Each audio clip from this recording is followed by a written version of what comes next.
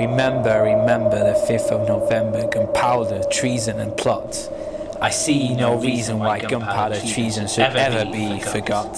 Guy Fawkes, Guy, 'twas his intent to blow up king and parliament.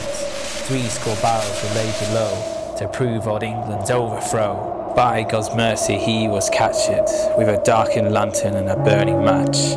Holla boys, let the bells ring. Holla boys, God save the king. So what shall we do with him?